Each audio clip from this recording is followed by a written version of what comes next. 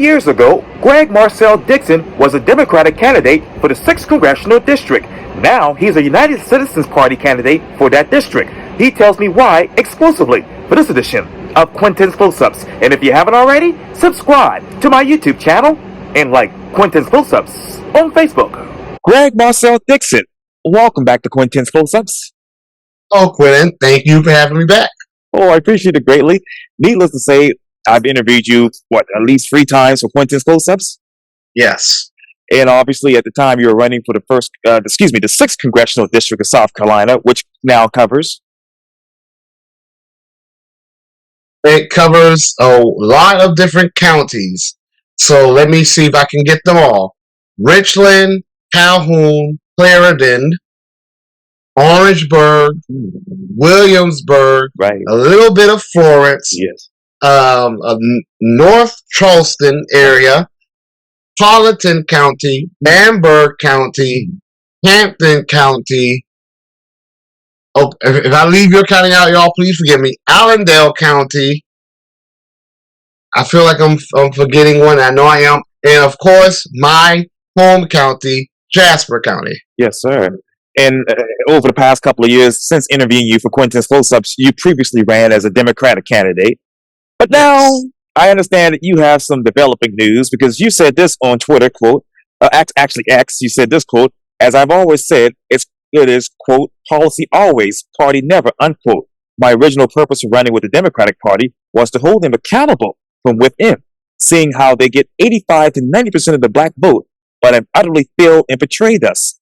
So let me ask you before I go into the obvious, Marcel, what policies have allowed you as a then Democratic candidate to allow you to hold them accountable within as a candidate?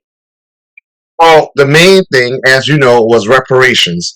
I feel like, first of all, it has been proven that without the black vote, and let me make it clear, I need us to understand, not every black person is out there tripping over themselves to vote for the Democratic Party. The black vote is depressed in this country, like with any American of any demographic. The majority of black voters abstain from elections, especially on the local level, municipal level, state level. But when a black person in America votes, especially a freeman, a descendant of emancipated people, when they vote, they're more than likely going to vote for the Democratic Party. We vote in unison more than any other demographic in this nation.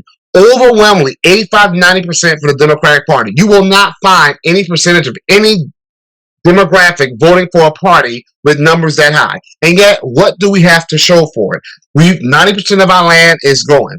Our wealth is heading backwards. Our home ownership now, Quintin, is lower than it was during the days of Jim Crow. And at best, it has stayed the same. We attend some of the worst schools in the nation. And yet, even if that were not true, even if we had burgeoning levels of wealth, even if our home ownership was on the rise, this nation still owes us a debt. And I'm not saying that this nation has to do something for us that they have not done for other groups already. This nation pays reparations every single day to several Native American tribes. They call them settlements, but it's the same thing. They paid it to intern Japanese. They paid it to Guamanians. They've paid it to Iranian hostages. They've paid it to the downwinders, people who were exposed to radiation. They still get reparations till this day. And before people try to say it was paid to the people who are wrong, no, in many cases, the people who were the direct victims of the wrongdoing, they were dead, and it went to their descendants. We can't say that we're for justice and then be okay with justice for some and not justice for all. Because as my campaign slogan says, it's either, my new campaign slogan, I made another change, it's either justice for all or justice for none. And the Democratic Party has the moral obligation to spearhead the reparations that black Americans, the freedmen, have yet to see. That was my main thing. Other things too, but that was the main one. Where do you start? Well, first of all, we already know no group is as well studied as black Americans, okay?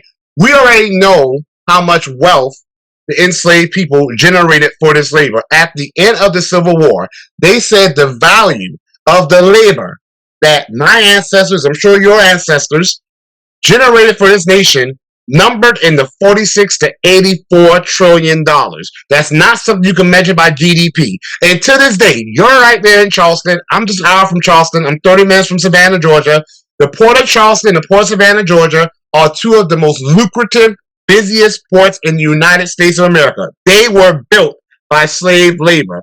The railroads, Wall Street, some of our biggest cities like Savannah, Georgia, and like Charleston. I can go on, all built by enslaved labor. It numbered into the 80 trillions of dollars. If we're going to start with an amount, it should be no less than that. Well, and I love Savannah, by the way, great city. I always go there a lot. But let me ask you, how many of those how many of those minority jobs are actually going to minorities within those areas that you just mentioned? Well, see, that's another thing. We need disaggregation of data, Quintin. You know, it's funny. When people talk about Hispanic is not a racial term. It's an ethnic term. You have black Hispanics, white Hispanics, Native American Hispanics, Asian Hispanics, and you have most who are mixed race. But within the Hispanic ethnicity, you have Colombians, Mexicans, Dominicans, Guatemalans, Puerto Ricans, Cubans, right? Underneath the black term, you have Colombians, Dominicans, Mexicans, Nigerians, Jamaicans, Haitians, Ethiopians, Brazilians, but none of those people have the history and the legacy in this nation that we do, freemen, the black Americans. We need to have disaggregation of data. The OMB, which handles the budget and the collection of data for different demographic groups, they chose not to give us our own specific data collection terms. That was very disappointing. It's a fight we're still fighting. We need to have specific data collected.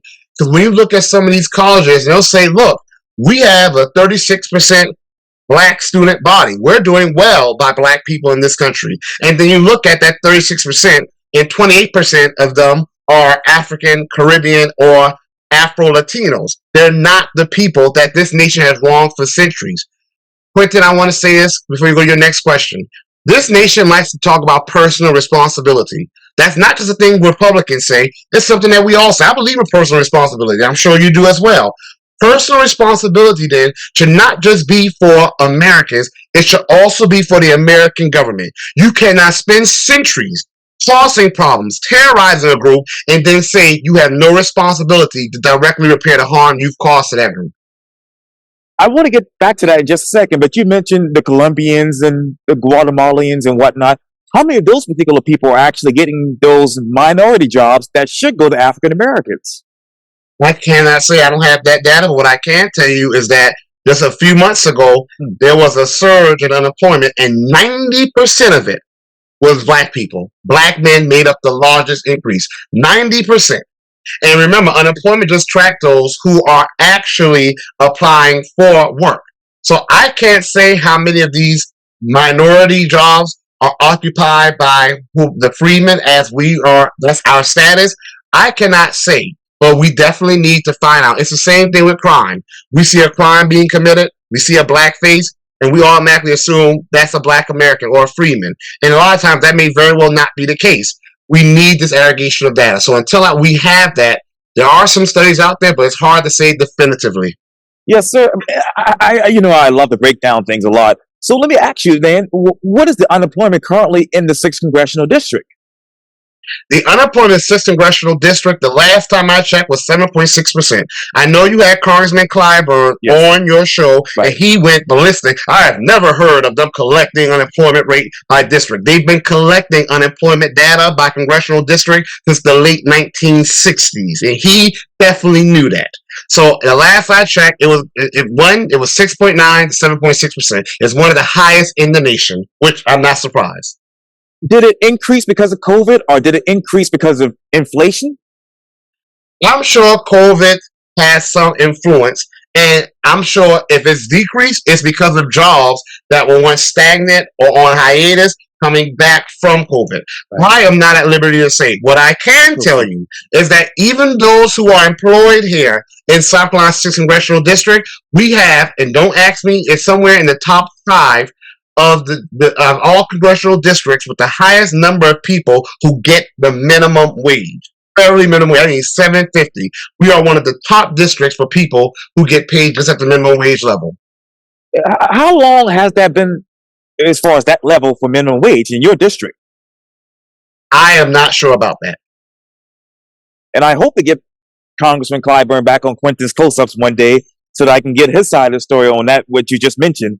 But let me, matter of fact, as I talk about him, I wanted to talk to you about obviously some issues that are going on right now in Washington.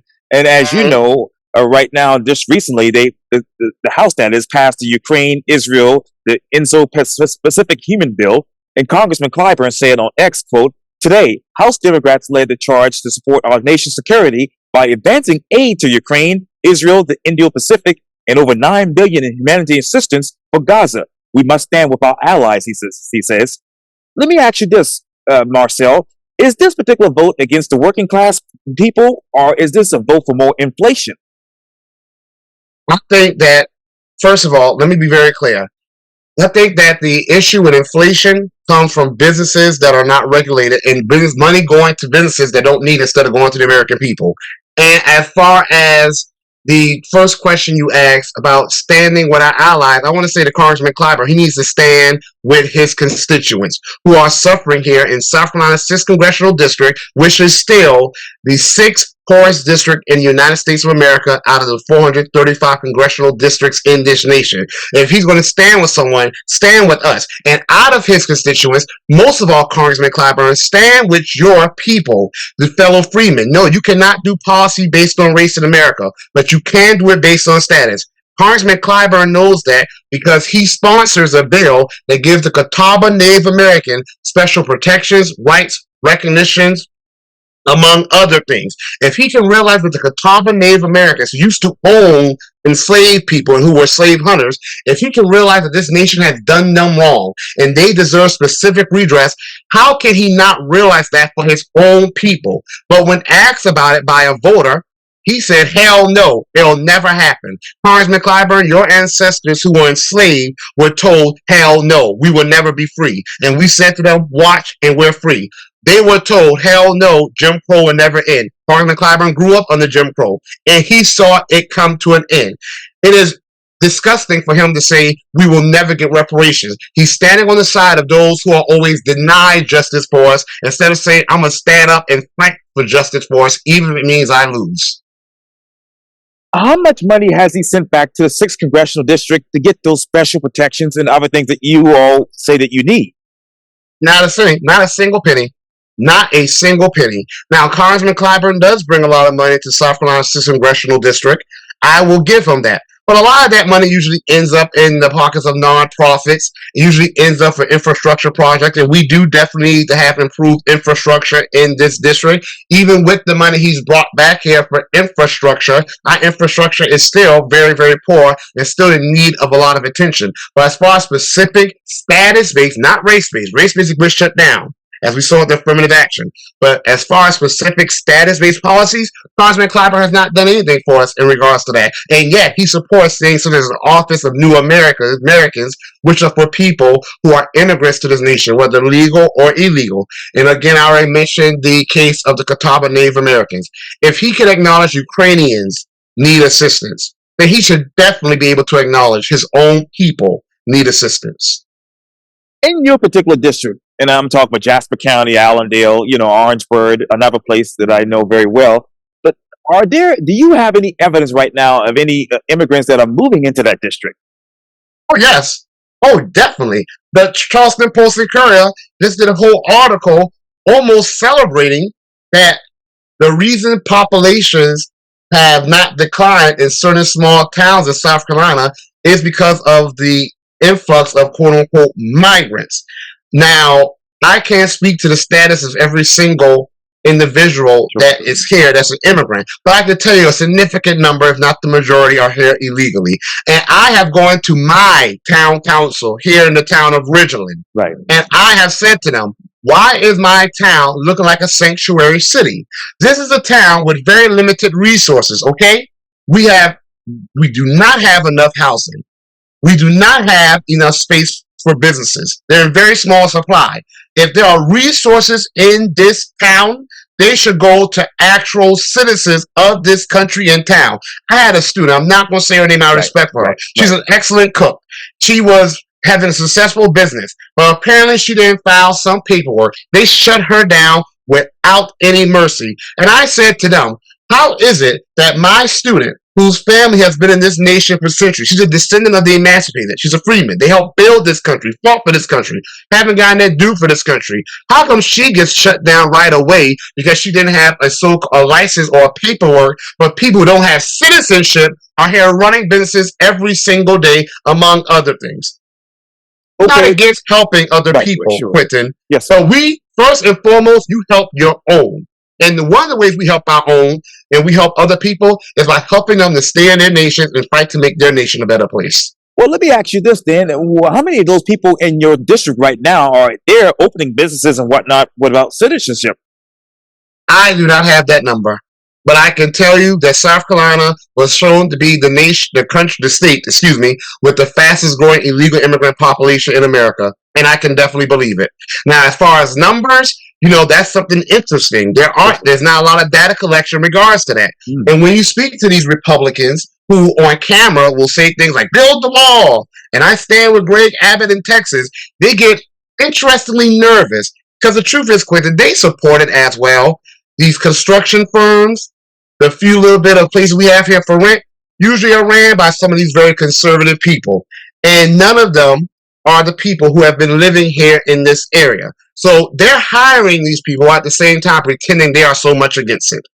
Well, what about the Democrats? Aren't they part of the problem too? No, Democrats are the problem. The thing is though, the Democrats don't pretend to even be against illegal immigration. They will, when the surveys show that Americans are becoming disgusted with the matter, the Democrats will, like this little border bill they did, which was awful, they will try to put that up. But other than that, the Democrats' answer for illegal immigration is to simply make every illegal immigrant a legal immigrant. That is not an answer, okay?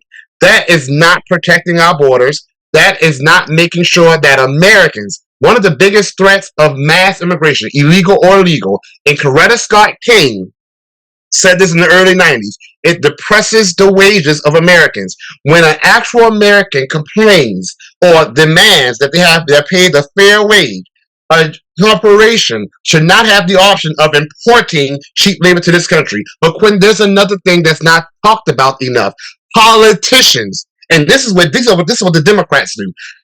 Now that Black Americans in particular are starting to wake up and the calls for reparations are getting louder, among other policies that we are due, now they're trying to import their own constituents. You can look at places like D.C. and certain municipalities in California. They're trying to give people in this country here illegally the right to vote. And yet, Black Americans are saying, what have we gotten for our vote? We've fallen further and further to the bottom of this nation. If we were to the bottom of this nation because of some wrongdoing on our part, that would be different.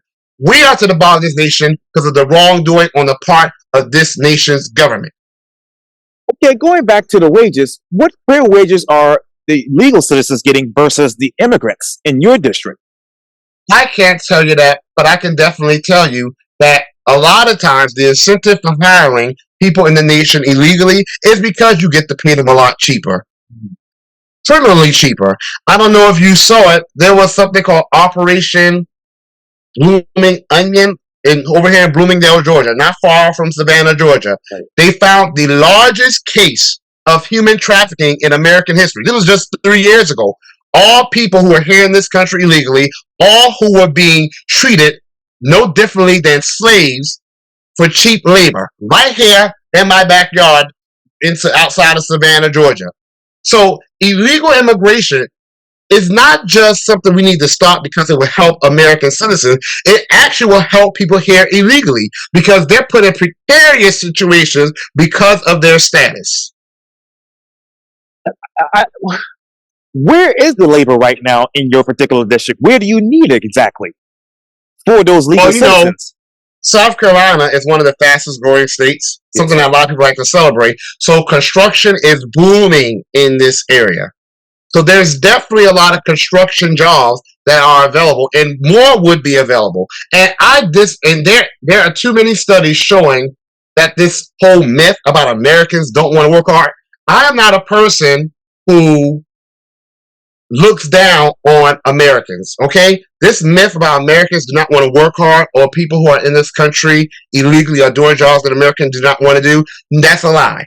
They're doing jobs for wages that other Americans would not accept. That's the thing right there. And like I said, Quintin, the data on this is deliberately kept obscured. What else? Because the more data, yes, sir. The more data you have about something, the more transparent you have to be.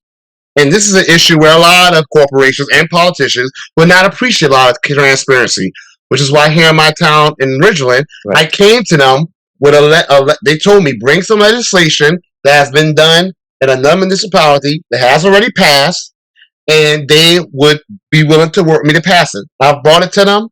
Every time I come go there, there's an excuse about why they haven't moved on it yet. Now, it's been a while since I've been to them, but I intend to go back and intend to go back very soon. What else? Okay, now that you're going to go back, what else do you hope to bring with you?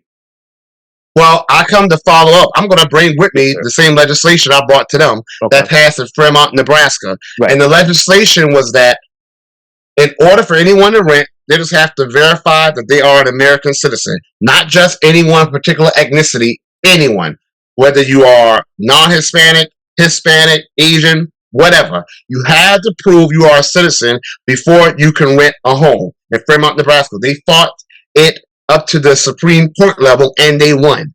Right. So the precedent is already there. That's something my town can do. We're already having people who cannot find places to live, teachers who cannot find places to live, and the few places are available are sky high.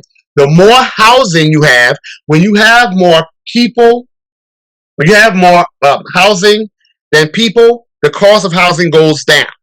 When you have less housing and more people, the cost of housing skyrockets. We should not have any available housing in this nation, in my state, and in my district that is going to a person in this country illegally. Any resources nation has to offer to be for Americans and Americans first. Okay. Well, let me reset. What particular housing do you need right now for those teachers and others who are there legally who need some place to live? Do you need affordable housing or workforce housing? Well, they're one and the same, technically. Workforce housing, affordable housing, they could be one and the same. Because when people are coming here to work and teach in our schools, that becomes a workforce housing issue, and it needs to be affordable, and it also needs to be of quality. Okay, what quality housing supply do you all have right now to have that happen? We have almost none. Literally almost none. We have a few apartment complexes that are located outside of the town center for Ridgeland, and their rent can run a person on average, one bedroom, trust me, I looked myself, $1,500 to $1,800, and that's here in Jasper County. As you know, Beaufort County, Lufkin, South Carolina, is the richest town in South Carolina. So if the rent is that high here in Jasper County, which is still a relatively poor county, you can only imagine how much more expensive it is in Beaufort County. What rent regulation would help with this particular situation? Well, as far as regulation goes, those are things I'm looking into. Because one thing I don't want to do, there's a fine balance to be had with stifling innovation on a business level and federal oversight. But there does need to be federal oversight, I feel. But as of now, the quickest way to address the lack of housing, and it has been shown, is to make sure that there's an abundance of housing available. So what I plan to do is to partner with construction firms and help them, incentivize them building more houses, incentivize them, helping to hire some of our students from the schools, because I'm a big fan of vocational education, who goes to school for things like carpentry, things like construction. That's the way of working with the private sector to help the public. How many houses do you need built in your particular district right now?